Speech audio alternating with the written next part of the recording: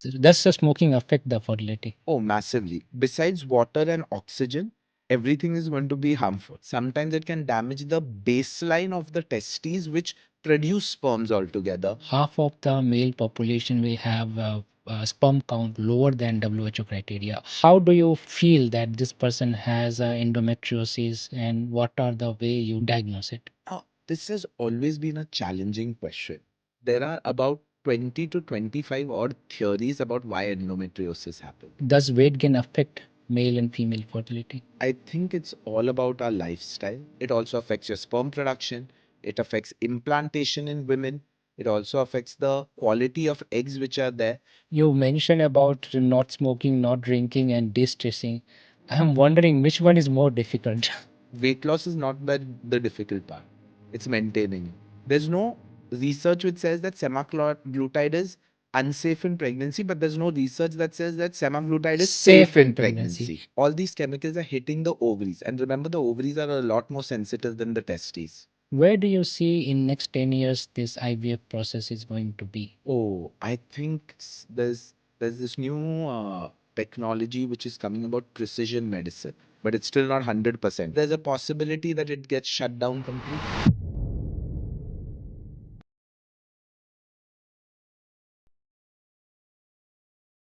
Hello, everyone. Welcome to this wonderful episode of Fertility Insight podcast with Dr. Rohan Palshetkar. Dr. Rohan is a leading IVF fertility expert, and he's also the head of the unit at Bloom IVF Mumbai, and the Bloom IVF is also at other places. But he's one of the very well versed in obstetric and gynecology because he's a gold medalist in his degree, and he has been trained in Germany in the reproductive medicine and this particular technology. Being a gold medalist is a wonderful thing. You are the top of your batch in the medical degree. You're being very kind, Professor Dilip. No, it is a very hard to achieve. You should be proud of it that you are a gold medalist. It's how hard it is surviving 6.5 years of study and getting a gold medal. It 10 is a years, 10 really years. 10 years. 5.5 years MBBS, then you finish your internship, and then 3 years of medical MS. It's So it's always a, a so it's challenge. a 10 years of tapasya. It's like Exactly. 10 years of tapasya, and it's a hard work. But not only that, he's also very much academically inclined. He teaches at the DY Patil Medical College as well, and he does a lot of patient care and IVF, and being a background and being a core person behind many patient becoming parent and getting the joy of happiness.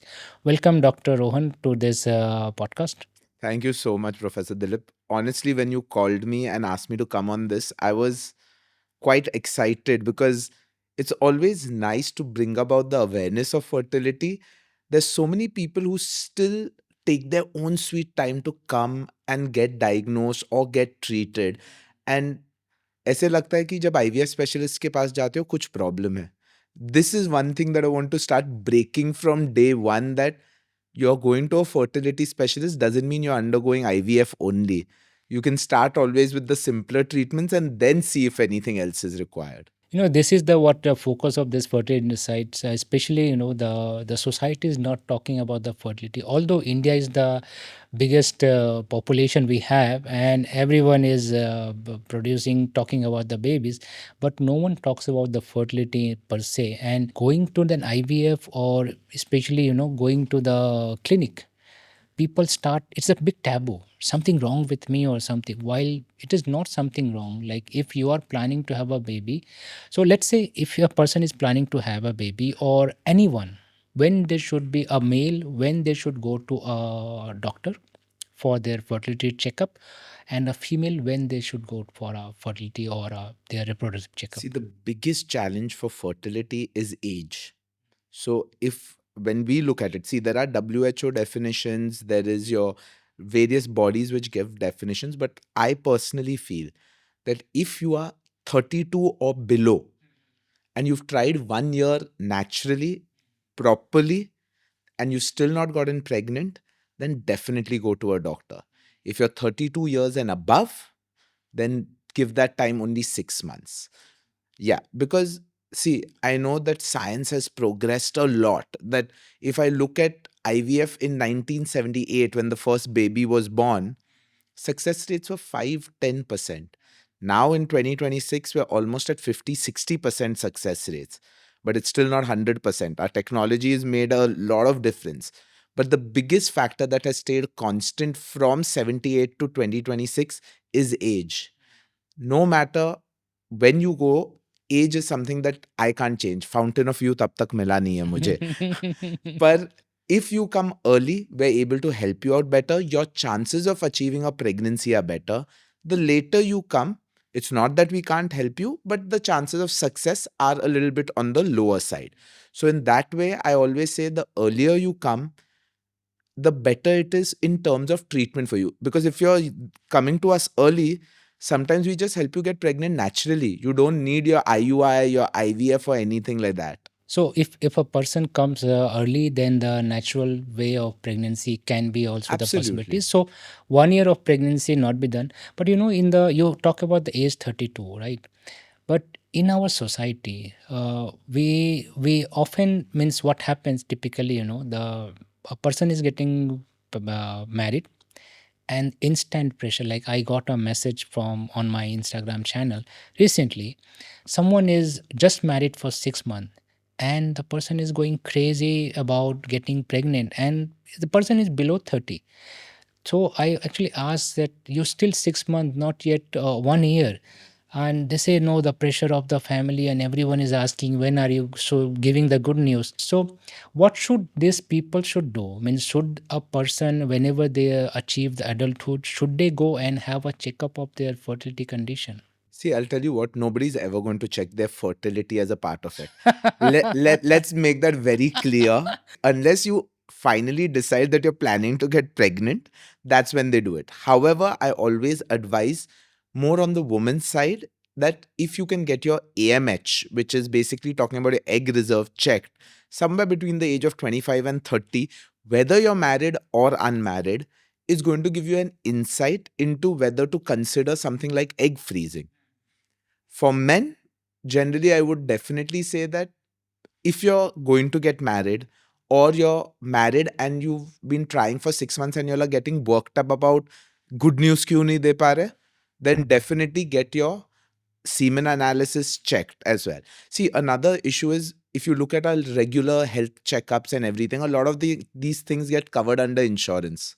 But fertility yet is not under that. That is, the big thing. Like, the Ayushman Bharat doesn't have even a semen analysis test included Exactly. in that, while it's supposed to be included. When we see WHO criteria, like 18% people are suffering some or other way That's gone about from infertility. 10% to 18% in just 10 Just years. 10 years. And if you think about the sperm count going down among the men, it was Around 1.3 100 million. 1.3 it was in 1950s and 70s. Now it is 2.3 rate, it is going down. But with this rate, by 2060 half of the male population will have sperm count lower than WHO criteria of that 16 million per ml. I think it's all about our lifestyle. I think the entire concept of, if you just look back in the olden days, eating out was a luxury. It wasn't a part of your daily routine. Even salt was a luxury. Exactly. So, honestly, if I look at it as a doctor's point of view, I have very bad working hours. So, in the morning, I'll get up, I'll have my breakfast. That's great. Lunch for a standard person would be anywhere between 12 to 2 p.m. Now, if I am stuck in OPD or I am operating, I will end up 4 eating o'clock. only when work is done. Honestly, I think even you would agree that you get hungry only when you finish Finish work. the While work. you're working, you'll never feel hungry. And then अगर 4 बजे भूख लगती है तो what's the fastest thing you can get? Your, your sandwich, your samosas, your Or vada vada paos, pav. etc., which is again outside junk food. So that is a problem which has been there. And now you've got Swiggy and Zomato who will deliver you food Oh my God. within the next Biryani. 15-20 minutes. So that entire concept of home food, which is highly nutritious and all, how much ever we say that there are healthy options available outside, no matter what, there is going to be some amount of preservatives, there's going to be some amount of taste enhancer. Exactly. There's going to be different foods which are there, which are added, which are not a part of your regular nutrition, which is at home. So that's another thing. Smoking has gone up tremendously. If you look at the statistics, the number of smokers has almost tripled over the last 3 decades. Alcohol intake, now vaping, that's something that's really come up over the last 10 years. It's fashionable, is as what they say. Then another thing is drug usage. It's become so much more rampant than what it used to be. I would just say by the 2000 and 2010s. That's another thing. And pollution. How much ever we don't contribute, pollution has endocrine disruptors. It's like, I'm not going to say anything, but in Mumbai, if your AQI, I know Delhi is almost It's tremendous. Delhi, 400 we don't plus. 400 plus. Yeah. And in Mumbai, when we say it's 150, 200 on certain days, it's like smoking 5 to 6 cigarettes without actually holding a cigarette. 5 to 6 cigarette, and you are not smoking. That's what I'm But saying. how does this smoking affect? Means what causes? Does the smoking affect the fertility? Oh, massively. If I look at it from the male point of view and female point of view, if I look at, see, a cigarette has somewhere between 200 to 500 odd chemicals inside that one stick. So, in that one, it has endocrine disruptors. It kills the sperms by creating these reactive oxygen species. So reactive oxygen species increases. Exactly. And because of that, it's going to damage the DNA of the sperm. Sometimes it can damage the baseline of the testes, which produce sperms altogether. So the sperm production ability also will go away. Is there's a possibility that it gets shut down completely? Completely. Yes. Reproductive Like person if will you and me become. are sitting over here and we decide to have a cigarette, you're automatically sending bad chemicals towards your entire body. Now, I'm not saying that it only affects the sperm. It of course affects head to toe. But when I look at it at the reproductive wise, you're creating reactive oxygen species. You're sending out chemicals which are harmful to the sperms. See, let me just give an example. How does the lung cancer thing occur? You smoke, you're damaging the trachea, which is your windpipe. You damage it, the body has the ability to replenish. But if the more and more you damage it, the body's ability to replenish reduces. And then eventually, instead of the normal cells, it produces the abnormal cells, which are your cancer cells. Similarly, for the testes, the more and more damage you send towards it, beyond a point, it loses its ability to reproduce those sperms. But you know, the normally people will not even like lungs. People have accepted that smoking can affect. Now the smokes is going to the lungs, not going to the testes. How people will definitely not going to But see, think. when you smoke, it's how does the oxygen get to your body? Because from the lungs, the oxygen goes in, it gets absorbed by the red blood cells, and it gets sent across to the rest of your body. It's the same with the chemicals of the cigarette. So the chemicals will go. How about the smoking impact on women's fertility? Similarly, now I've talked about the testes. When I talk about the woman, all these chemicals are hitting the ovaries. And remember, the ovaries are a lot more sensitive than the testes. See, there's a reason why women hit menopause, because the ovaries are the fastest aging organ in a woman's body. That's why it stops working by the age of 45 to 50. So when you're smoking, you're accelerating that aging. Plus, you're destroying any of these germ cells which are there, which are highly sensitive. And similarly, how the reactive oxygen species works on the testes, it's also working on the sperms and this. Just सोचो कि तुम fast गाड़ी चला रहे हो पर तुम breaks या सीट बेल्ट नहीं पहन के चला रहे हो. You're going to end up hurting yourself. Basically, smoking is like you are driving your reproductive cycle unbelt without a brake, anything. Exactly. Does the alcohol affects? Now, this has always been a challenging question. And how much alcohol will affect? So that is the worst question you can ask. Okay. Because something from one drink to one bottle, anything can affect. So how much ever we look at the research data, it somehow is never managed. And also, now this I want to say off the record as a joke. Many of the pregnancies we see after alcohol. So in that situation, sometimes it takes the stress off. But whenever a patient comes to me, I always tell them that, listen, don't drink for 3 months. If you're planning to get pregnant, don't smoke for 3 months. Now, again, alcohol has chemicals. It again affects the hormonal receptor, the hormone balance rather, not the receptors, the hormone balance. it's going to affect it in multiple ways. While you're young, your body has the ability to counteract this. But as you age, you have to understand that that's going to have a negative impact on all across the body. Irrespective, now when I look at research papers, and in fact, I was delivering a talk on lifestyle modification in fertility patients. So I was looking for research. There were research papers which said even one glass of alcohol, that's 30 to 60 ml of whatever alcohol you're having, can cause severe damage to the reproductive organs, while some studies said that about 3 to 4 drinks per week can cause damage. Some said even up to a bottle a week may cause damage. So the problem is, let's put it this way, besides water and oxygen, everything is going to be harmful. Okay. But I'm not saying that we need to become a sadhu baba to in order to get pregnancy. But at the same time, it's a very skewed analysis to say that, okay, and as a doctor, I will never say कि ठीक है एक drink चल जाएगा हफ्ते का. See, it's alcohol is not just fertility. It's going to again affect your liver and other organs as well.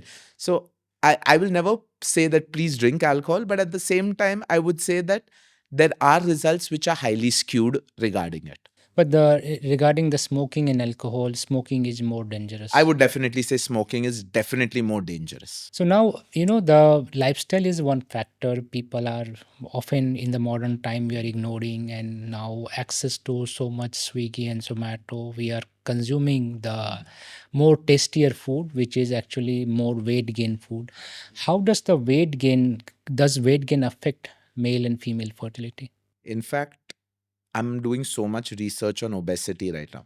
So I used to be 132 kgs 5 years ago. You were 132 I used kg. to be 132 Oh my kgs 5 God. years What ago. is your secret? That secret you have to tell, that how you lost half of your body weight. So honestly, for me, my biggest motivation was my daughter. So when I actually had my daughter, I used to play 15 sports at 132 kgs. So I was very active, I was very fit that way. But at the same time, when I went down during COVID time to play with my daughter, I wasn't active or anything like that. 15 minutes, I was tired. That's when I realized ki, okay, my body has now stopped supporting my abuse on my own body. So I did multiple diets. I went on keto, I went on intermittent fasting, I did a vegan diet, I went on a diet called the HCG diet. I tried all the fat diets. It helped me lose weight. I will not say that it didn't help me lose weight. But I'll be very honest with you, Prof. It's not the weight loss is not the difficult part. It's maintaining it. It's maintaining it is the difficult part. But what I found, what was very worked very well for me, was to learn moderation. I still eat my pizzas. I still eat my pastas. I still eat my burgers. पर पहले जो इतना बड़ा pizza खुद अकेले polish कर सकता था, I take itna salad, but I take one slice of pizza. So I've just learned, or rather trained my brain into moderation as well. I'm not saying I also take semaglutide right now currently, which also helps me with it, but I've started semaglutide over the last 6 months. But before that, it used to be just about having the focus, having the entire concept of being very particular about what you eat. I never used to think and eat. Like I told you, how we as doctors eat vada pav, samosa whenever we're hungry. So I started making a conscious effort of taking my dabba. Okay, so you are now carrying your I double. carry I'm very particular about carrying my dabba. So in the morning when I'm leaving the house, my first thing is forget the laptop bag or anything. Mera dabba is ready or no. That is the more important part. All these small changes do help. When I talk about obesity and fertility, see, when obesity is there, your fat causes production of estrogen. The female centric hormone. Not, yeah, it's a female centric hormone, but that also happens in males. When you have your peripheral fat cells produce estrogen. That causes again a hormonal disruption. So that can affect you in getting pregnant. So that can reduce the testosterone in the men. Not always, Or but the the- effect of testosterone could possibly be reduced a little. But at the same time, it also affects your sperm production. It affects implantation in women. It also affects the quality of eggs which are there. Majority of obese women would also have PCOS. So that PCOS and obesity always go a bit hand in hand. What we have seen. So I had this one patient. Let me give you an example. I think it'll be much easier to explain that way. She came to me with two failed IVF cycles. A 32-year-old lady. She had done two IVF cycles and failed. So in fact, she saw my post on Instagram about weight loss and came. So then when I was talking to her, I said, listen, you're 32. Her ovarian reserve, the AMH levels were good. I said, listen, I don't want to do IVF because if I do IVF, we're going to end up in the same result. You won't get a pregnancy. I said, you work with me for 6 months. I said, you come to my OPD once a week. We'll work on your diet. We'll work on your exercise. And I want to follow up with you. So she said, okay, doc, 6 months I'll give you. And she had PCOS. So I said, okay. And I said, as you lose weight, your periods will start becoming regular. You will start feeling more confident. First month, periods came. She's very happy. Doc, first time without any medicines, I got my period. She had just lost 3 kgs. Second month, she lost 6 kgs. She's like, doc, my period's not come. So I said, it's okay. Your body's getting used to it. After 2 months, she's like, now I've not lost any weight. Again, my periods have not come. So I said, have you all been sexually active? So she said, yes. We do a pregnancy test. It's positive. That's why she Oh, wasn't losing weight. oh my God. So the entire point is even someone who she was 110, just a drop of 5 to 6 kgs started getting the hormones and all into place. The quality of the eggs improved. And that's what I said. But what I'll tell you was her whole family made that change. They said, so when I talked to her about weight loss, I said, you can't do this alone. Your husband and your family. I call when one person does it alone, I tell them you need to be out of this obesogenic environment. So Obesogenic genic environment. Environment Oh my तो God. Now it's natural यार मैं diet पे हूँ अगर आप इधर pizza मेरे सामने खा रहे हो now you know how much I love pizzas but अगर आप पिज्जा खा रहे हो how can you expect me to control एक बार कर लूंगा 2 बार कर लूंगा पर if you keep putting temptation in front of someone it's difficult so I always tell them that look if whenever you're going on a lifestyle change you can't do it alone पूरे family से करवाओ when I was on my diet my wife was so kind. She used to take my daughter's chocolates and keep them somewhere else so that I wouldn't be exposed to them. So it all depends on the family support. And that's the only way you can go it. So whole family made that change. She got pregnant and till date, so this was almost 3 years back. Since 3 years, she comes on her child's birthday and cuts a cake with me, a healthy cake. She gets Wow. this ragi cake from one of the places, and we cut that. And she's like, Doc, you inspired this, and I made this change. And in fact, now after her delivery, she's come down to somewhere around 89 kgs where she So she's was. continuing She's her continuing it lifestyle. because Yeah. she So it realized is. what a big So difference it made. basically, the lifestyle change can help in reducing weight. Now, doctor, one question I would like to ask because this you prefer the semaglutide. Now, semaglutide patent is expiring this month. Yes. From next month, it is any It you, started this month, yeah from January 20 the patent is 2026. expiring. Yes. Patent expiring. After this, the flood of semaglutide will be in the market. Now, I was attending this talk from ASRM, the semaglutide impact on male fertility or the semen analysis. Do you have anything to say So on I that? haven't read that article yet, but as far as my General impact of semaglutide. I'll be very honest with you, I think semaglutide will do wonders. If you look at semaglutide, it's a GLP-1 One receptor receptors. agonist. It basically reduces your hunger pangs and it improves your satiety. So generally, if you would get full with that, so what automatically happens is your calorie intake is Going down. reducing. Mm-hmm. The basic concept of weight loss is Calorie make sure reduction. you eat lesser calories than what you're burning and you'll lose weight. As your obesity decreases, your peripheral fat will decrease, but also your visceral fat. But now, another concept of this is that there's also muscle loss. So, whenever you're on these medications, make sure you are working out, you're making sure your protein intake is there. But as the obesity reduces, the hormonal balance, the estrogen, peripheral estrogen which is there will reduce. Your uh, HPG axis, the hypothalamo pituitary gonadal axis, which is there, that will start balancing itself out. The There is a hormone called GnRH. That's the gonadotropin releasing hormone. The gonadotropin releasing hormone comes out only in pulses. It's not a continuous thing. All these pulses start equalizing. There'll be better sperm production. In fact, I had one patient. So he used to go to this naturopathy center.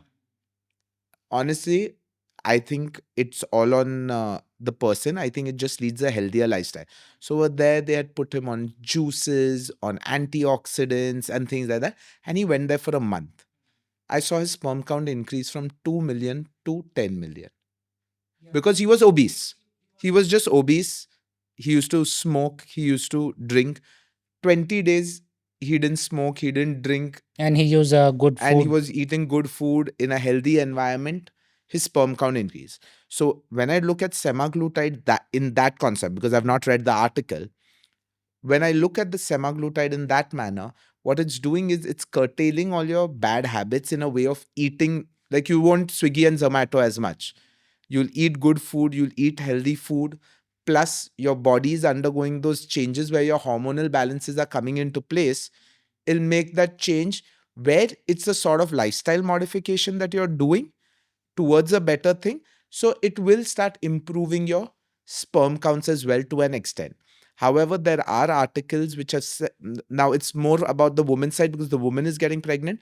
That if you're trying to get pregnant, you have to get off semaglutide at least 2 months prior. So because it takes about 50 days for the semaglutide to get To out of your get a body. body. So when you're off it for 50 days, then there's no research which says that semaglutide is unsafe in pregnancy, but there's no research that says that semaglutide is safe Safe in in pregnancy. pregnancy. So this article, what semaglutide ASRM has said, they said that it do not negatively impact the It will spermatogenesis. not affect the It badly. positively impact the Yeah, yeah. spermatogenesis, and as your body is reducing the weight, the hormone cycles and everything start becoming better. So that is the study they have That's done, and they perfect. have found out. I'm And glad what it's is what I'm glad it's echoing what Yeah, I yeah, it is thought. echoing. Now, the coming back to this, the different kind of methods are there. IUI, IVF, ICSI, and natural. Yeah. How do you decide which one will go for which patient? So number one factor would be my age and duration of fertility. If you're young, I would more go towards the natural side of it. And if you haven't tried for too long, so say if I get a 27 or a 28-year-old couple who's been married for maybe a year or 2 years, I'd direct them towards trying naturally. I would possibly ask them to take some supplements to improve the quality of the eggs, the quality of the sperms. I would do a follicular study to understand when is her egg growing, when is it ovulating, and I would tell them to try during that fertile window. But the fertile window is something we'd be able to trace at that time. So that would play an advantage to them. That's where I would go naturally. Now, when I would look at a young couple who's had a fertility duration for a little bit longer. So, say couples between 28 to 32, and they've been trying for maybe say 4 years, 3 to 4 years, I would suggest to go in for IUI. IUI is nothing but it's a advanced natural pregnancy, I call it. So now when I talk about it, just think about it that I'll give you Mumbai Pune for example.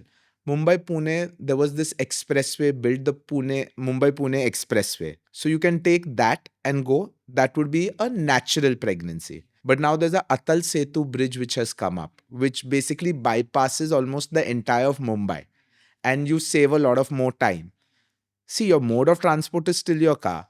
Now you're just taking this bypass route, but you're still going by car. So I say that That is you IUI. you're still trying naturally, but it's IUI. In IUI, we do nothing, but same thing like the follicular study, we see how the egg is growing.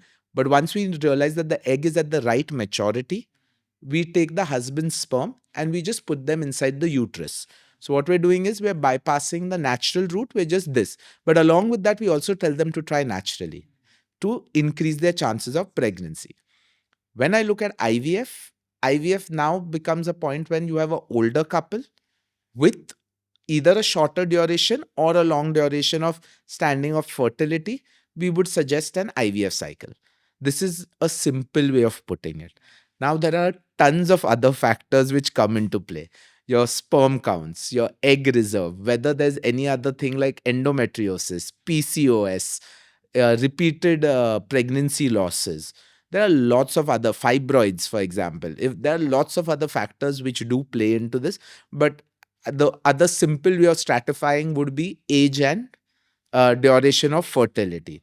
So that's why at the start only I said that if you're young, 1 year ke baad, please just come in, because then we'll be able to give you more natural options to get pregnant. If you're older, then take only 6 months. You were talking about this couple of factors like endometriosis, and I was reading that endometriosis is a difficult to diagnose. How do you feel that this person has endometriosis, and what are the way you diagnose it? So endometriosis, I'll be very honest with you, has been being spoken for the last 50 years. We still find it a challenge because there are about 20 to 25 odd theories about why endometriosis happens. 20 theories and no one There's is still no sure. one pinpoint thing that it Mm, says. See, one of the most common symptoms would be dysmenorrhea or painful periods. painful period. But now, unfortunately, in our country, painful periods is considered a part of a normal menstrual cycle. So at that point, see, I can't go to everyone's house, knock on the door, and ask, "Are you having painful periods?" Unless someone comes to me and says that I'm having painful periods, then I will investigate them. And then, if we're able to, and it's a simple thing like an ultrasound would be able to catch it. Another problem with endometriosis is sometimes it just stays silent.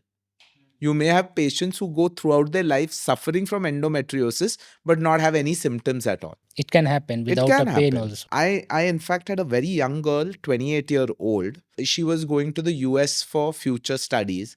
So she had to get a full, I think for work, not even future studies. So she had to get a full body checkup done for the work visa and everything. And on sonography, they caught endometriosis. And I asked her, I said, "Do you have any symptoms or anything?" Nothing. Nothing. She said, "I promise you, I don't even have painful periods."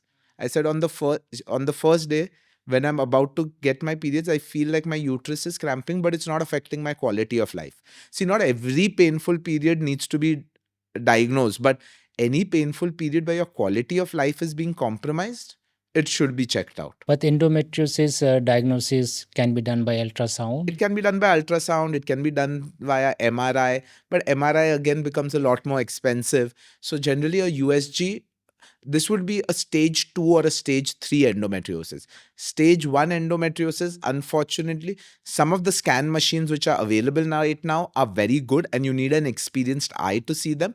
But usually, a stage 1 endometriosis would be only caught on a surgery or something, while it would be an incidental finding. Yes, it would be an incidental finding.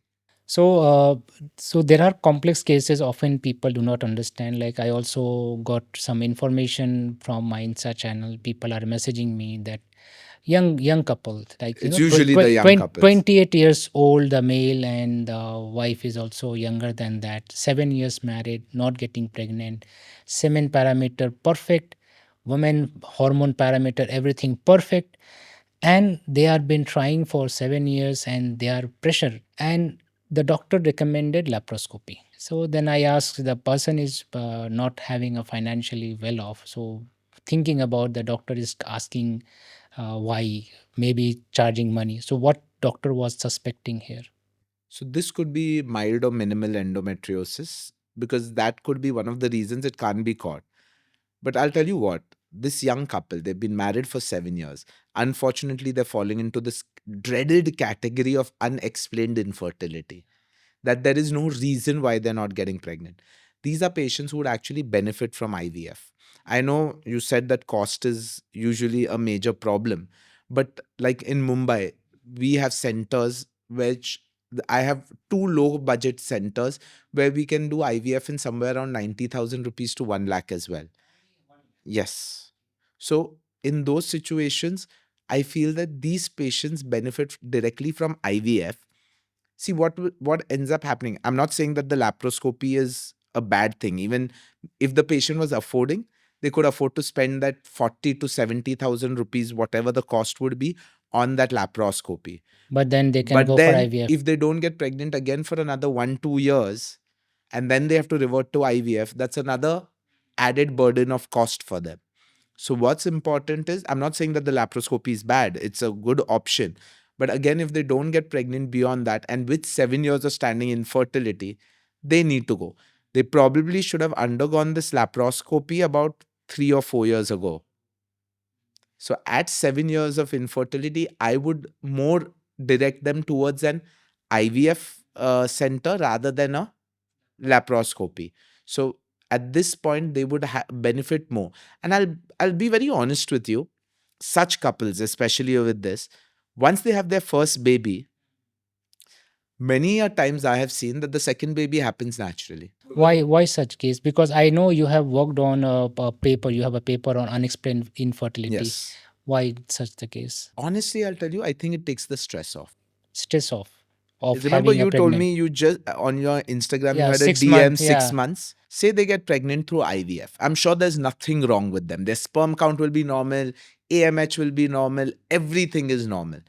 But what happens is the family is adding so much pressure that when are you going to give us the good news? When are you going to give us the good news? Both the couple, the husband and the wife, they are having sexual intercourse as a part of the, routine. yeah, it's your Checklist. to-do list. Hmm. It's not natural. It's not as a matter of just relaxing or de-stressing or connecting Each other. physically with your Hmm. partner. It's becoming thingy, okay, today I'm ovulating, we need to have sex. It becomes a part of your this, and there's so much stress on that. And after you have sex, you're like thinking, what position should I lie in to give what this? Then after that, you're thinking, okay, we had sex on this day, we need to have sex again. This month we didn't get pregnant, this month. Once you get the first baby, the family pressure also reduces ki, okay, ek bacha ho gaya, now their family, they will be happy. So then when they're actually having sex, they're actually connecting with each other at a physical, emotional, and this level. The stress which is there, your cortisol levels are lesser, your serotonin levels are higher. With all of these things happening, you see so many couples get pregnant. I'll give you an example of our COVID. When the lockdown came in, we obviously had cases which were ongoing. And during the lockdown, we couldn't say that, okay, it's a lockdown, stop. We just did the last few pickups of patients who were already In the in pipeline. the process. These couples were anywhere ranging from 4 years infertility to 20 years infertility. We did about some 23 pickups in a matter of about 5 days because those were the patients which were lined up. Out of those 23 patients, 7 patients got pregnant naturally in the next 2 months during the lockdown. Oh my God. So what really helped them? I'll be very honest with you. One, I think they finally found time with each other because they're all working professionals. Number two, they knew that there was nothing that could be done in terms of fertility for their treatment till the lockdown ended. So even when they were being intimate, it wasn't with any goal in mind ki we need to have pregnancy. So I think stress is a very important factor. In fact, we always get a counselor on board when if a patient requires in order to take that stress away from them regarding the fertility management. We talk with them. That's why, see, anyways, we doctors have such a bad reputation of never being on time. This is sometimes because when I'm chatting with a patient, I want to make sure that Their anxiety their level has anxiety is reduced, reduced. they're mentally in a better space before they start their treatment. So all these things help. And literally 7 of these couples called me up during COVID and they're like, Doc, my we didn't get our periods, did our pregnancy tests were positive. How is this possible? And I told them, because you finally found time for yourself. See, during COVID, none of us actually were doing anything Yeah, besides true. taking out time for ourselves. And that I saw was that stress, the entire stress of the situation where people got to reset. And also during the COVID time, this Swiggy and Zomato delivery was also stopped. Yeah, That was maybe also possibly you were cooking your own food. That's actually a very good yeah. point that you brought up. Now you have been very advanced in many new technologies are coming, and IVF process already more than 40 years is in the pipeline. Many things are changing. Where do you see in next 10 years this IVF process is going to be? Oh, I think there's this new technology which is coming about precision medicine. See, we always talk about standardizing everything to make it better, but now there's something called being known as precision medicine. We've already started doing it at our centers, where through the genetic markup of the woman or the man, there are some reproductive genes that we test. They're close to about 300 odd genes, which give us an insight into what would be the ideal treatment protocol for that patient. तो अगर हम दोनों बैठे हैं, we have the same height, we have the same build, we have are the same semen analysis is also same, but our genetic markup will be different. The treatment for you would be different from the treatment from mine, and through the reproductive genes, we also get a recommended treatment protocol out of it, that okay, for this lady, this hormone would work better than the other hormone. And this hormone in this much amount. Exactly. Yeah. Amount अब तक आया नहीं है, but maybe 10 years down the line we may get that as well. We don't want to be redundant as IVF specialists. So that's where our acumen, but it gives us an insight. So what happens is, if for a PCOS patient I've been using drug X, there is also drug Y and drug Z available which are used for other conditions. When this genetic analysis is done, usually for a PCOS patients, as per the scientific studies, drug X was the one which has always been recommended. But because of your genetic markup, which is telling me that drug Y is better, I'd use drug Y for you and you'd get a better result. So that is wonderful. The precision, things are advancing, and any other impact will be there, like AI and other things are coming up. Okay, as much as we talk about artificial intelligence right now, we've been using artificial intelligence since 2018, before Okay. ChatGPT came out. Up. Okay. Okay, so for us, I don't believe that AI is something new, but AI would be something that would definitely add on more value. But I don't think it's going to replace the embryologists or the clinicians. See, ChatGPT will tell you what dose to give, what this to give, but there are going to be certain clinical decisions in terms of our examination of a patient which is going to be there. Now, I have my embryologist who's probably one of the first embryologists to do IVF in India. If AI tells me that this embryo is better, and if my embryologist tells me this embryo is better, I'm going to trust her acumen. A woman who's done over 50,000 embryo transfers, who's handled over lakhs of embryos, there is something to her clinical acumen which is there. But she is not someone who is going to. So, my senior embryologist is never going to say no to AI. She's like, that AI is going to help me make a better choice. So, the AI is going to assist us and going to improve the results. So, as I said, ki 78 say 2026, from 10% it's come to 50-60%. Maybe AI brings us to 80-90. So, that's the hope. That's the hope. So, see, at the end of the day, we would love to make every person who comes to us a parent. We don't get any benefit from not letting a couple achieve parenthood. I promise you, the love that we get showered with when they see their baby being born is amazing. I would just want to say that I had my first patient that I delivered, my first IVF patient. The child is now 13 years old. They come every year on the child's birthday, on the child's birthday, to say that this. They stayed in the hospital with me for 3 months because the mother developed severe high blood pressure. We worked on them for 3 months. We got her up to the ninth month and delivered her. And till date, every birthday they come.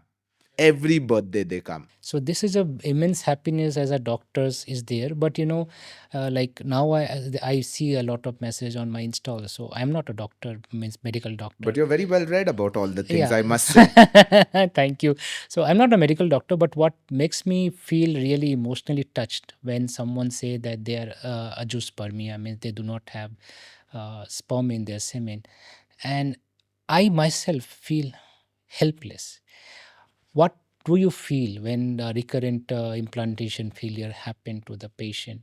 I think that's one of the biggest challenges which is there, because whenever we look at patients of recurrent implantation failure, it's always a challenge because you don't want to repeat the same thing that's been done before.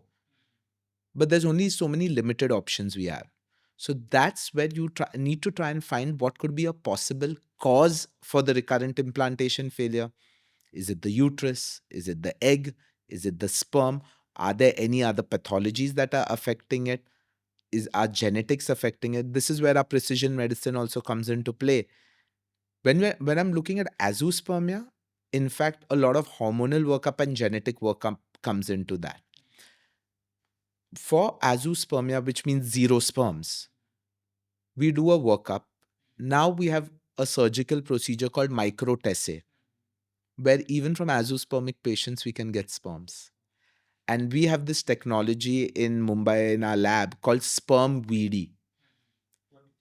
That means, so generally, you've heard of sperm freezing, right? Like semen freezing, which comes. In sperm VD, I can freeze one single sperm. One single sperm. So, see, in a microtessay of a patient who gives zero sperms, I may get one sperm, two sperms, 10 sperms, 15 sperms. I can freeze each sperm individually. So, that kind of advantage is there that we can consider with these So patients. multiple cycle you can try So, after basically, now extracting. say a woman gives me, say, 5 eggs, and I've got 15 sperms. I can just use 5 sperms which are frozen and not Other 10 unfreeze the other ones. moving forward, like you see many people coming to you and many wants to, nowadays people are considering IVF more. What are the three things you want to tell to them they should be doing before they start visiting you? Embark on this journey. Yeah. Well, number one, improve your lifestyle. Improve your lifestyle. Stop drinking, stop smoking, stop swigging and zomatoing. Try and eat as much home food as possible. I'm not saying don't go out, don't have fun, but everything in moderation. Number two, don't miss out on the supplements that your doctors give you. Give you Because look, we are making sure that you are in the most optimum condition to give us the best eggs and the sperm. best sperms in order to get a pregnancy. And number three, try and de stress because your stress is the biggest factor which can affect the No doubt, doctor, fertility. you mentioned about not smoking, not drinking, and distressing. I am wondering which one is more difficult. I'll tell you what, I think de stressing becomes the most difficult. In today's day and age where the competition is so much, see, it's either you're either stressing at home, you're either stressing at work, and then because of that, that stress is affecting your sleep. Everything is just a vicious cycle. Even if you look at a housewife, she's ensuring that the house is clean. She's stressed about the food that needs to be made. Husband's eating something different. Child is eating something different. Father-in-law, mother-in-law are eating something different. There are different things. If you look at a working woman, there are deadlines to be met. The boss may not be so understanding. Your work hours are from 8 to 4, but you are invariably staying till 7 o'clock every day. So all of these things eventually take a toll, and it it does play a major role in getting pregnant. That is wonderful talking, Dr. Rohan, and thank you for coming. I think the viewer have understood a lot of topic, and it's wonderful to meet a dynamic and young and future of India's IVF fertility circle, Oh, thank you, and great to Professor have. Dilip. Honestly, it's been. I wouldn't call this an interview. I enjoyed chatting with you. It It was was it a was chatting. very it was very comfortable. So thank you for making this easy for me. Yeah, yeah. Thank you.